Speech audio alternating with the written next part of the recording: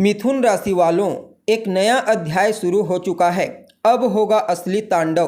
तारीख नोट करके रख लीजिए। जी हाँ, अगर आप भी एक मिथुन राशि के जातक हैं, जेमिनी साइन के, तो आज का यह ज्योतिष का कार्यक्रम आप लोगों के लिए बड़ा ही महत्वपूर्ण और ख़ास कार्यक्रम साबित होगा। आज हम बात करने वाले हैं भुवन भास्कर सूर्य के राशि परिवर्तन प्रभाव के बारे में। जी हाँ, सम्राट सूर्य अपनी वर्तमान मित्र राशि कन्या राशि को छोड़कर अपनी नीच राशि तुला राशि में प्रवेश कर चुके हैं। बीते 17 अक्टूबर 2024 की प्रातःकाल 7:58 पर और आने वाले महीने नवंबर महीने की 16 तारीख की प्रातःकाल तक रहेंगे और इसके पश्चात वृश्चिक राशि में प्रवेश कर जाएंगे। तो ऐसे में आप सभी मिथुन राशि के जातकों के लिए सूर्य का नीच राशि में गोचर करना क्या प्रभाव लेकर के आया है, किस प्रकार से सूर्य तांडव करेंगे, कहाँ कहाँ पर आपको लाभ मिलेगा तो कहाँ कहाँ पर आपको सावधानी बरतनी होगी, सभी बातें आपको विस्तार के साथ बताने वाले हैं। इसलिए कार्यक्रम में लास्ट तक बने रहिए। और अगर आप हमारे चैनल पर पहली बार विजिट कर रहे हैं तो चैनल को सब्सक्राइब करके बेल नोटिफिकेशन को ऑन पर सेलेक्ट कर लें, ताकि आपको समय समय पर इसी प्रकार की महत्वपूर्ण जानकारी प्राप्त होती रहे। तो दोस्तों, सूर्य कौन है? सूर्य तो मान सम्मान, पद प्रतिष्ठा, सफलता, ऊंचाई, आरोग्यता, शासन प्रशासन, पिता, इन चीज़ों का प्रतिनिधित्व करता ग्रह है सूर्य। जब जन्म कुंडली में बलवान होते हैं, मजबूत होते हैं, तो फिर जातक को जीवन काल के हर क्षेत्र में श्रेष्ठ सफलता की प्राप्ति होती है, मान सम्मान, पद प्रतिष्ठा की प्राप्ति होती है। ऐसे लोग आरोग्य होते हैं। ठीक इसके विपरीत जब जन्म कुंडली में सूर्य कमजोर होते हैं, पीड़ित होते हैं, तो फिर सफलता प्राप्त करने के लिए जातक को बहुत ज़्यादा संघर्ष करना पड़ता है, मेहनत करना पड़ता है। इसके बावजूद किसी भी फील्ड में श्रेष्ठ सफलता की प्राप्ति नहीं हो पाती। शासन प्रशासन से नुकसान, पिता से तालमेल में कमी, हड्डियों से संबंधित तकलीफ और नेत्रजन्य पीड़ा भी सूर्य जन्म कुंडली में कमजोर होकर दे देते हैं। इसलिए इनका बलवान होना बेहद आवश्यक होता है। अब देखिए, हर 30 दिन में सूर्य राशि परिवर्तन करते हैं, अर्थात हर महीने इनका परिवर्तन होता है। लेकिन जब विशेष राशियों में गोचर करते हैं तो थोड़ा अलग प्रकार का प्रभाव उत्पन्न करते हैं और इस बार अपनी नीच राशि में गोचर कर रहे हैं। वैसे तो किसी भी ग्रह का नीच राशि में होना कमजोर माना जाता है, लेकिन कुछ मामलों में सूर्य आपके लिए फायदेमंद साबित होंगे।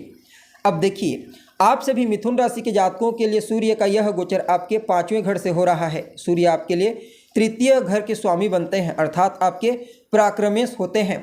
परिणाम स्वरूप इस गोचर काल के दरमियान आपको काफ़ी हद तक पराक्रमी, मेहनती और संघर्षशील बनाने का प्रयास करेंगे। आप अपने पराक्रम से, अपने पुरुषार्थ, अपने एफर्ट से अपने लक्ष्य को प्राप्त करने का प्रयास करेंगे।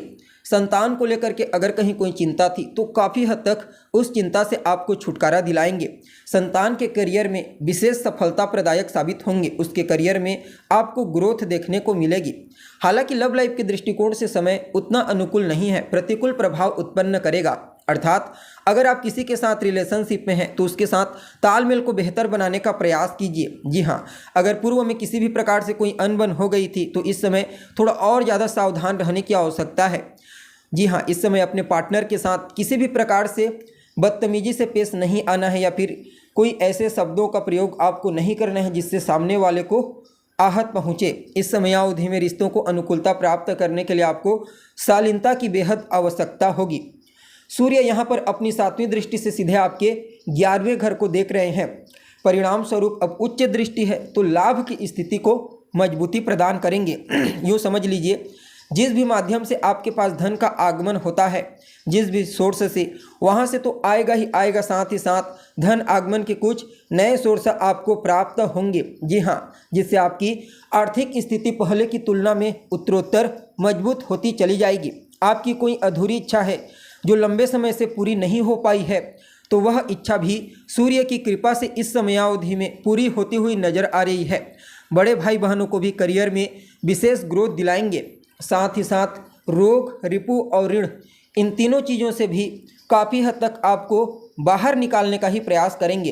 अर्थात अगर आपके ऊपर कोई कर्जा है, लोन, जिसके चलते आप परेशान हैं, तो धन का आगमन बेहतर तरीक़ा से आपके जीवन काल में होगा, जिससे आप अपने पुराने कर्जों को चुका पाने में कामयाब होंगे। और स्वास्थ्य से संबंधित कोई तकलीफ है तो वहाँ से भी सूर्य आपको बाहर निकालने का प्रयास करेंगे और आपके इम्यून सिस्टम को मजबूत बनाएंगे।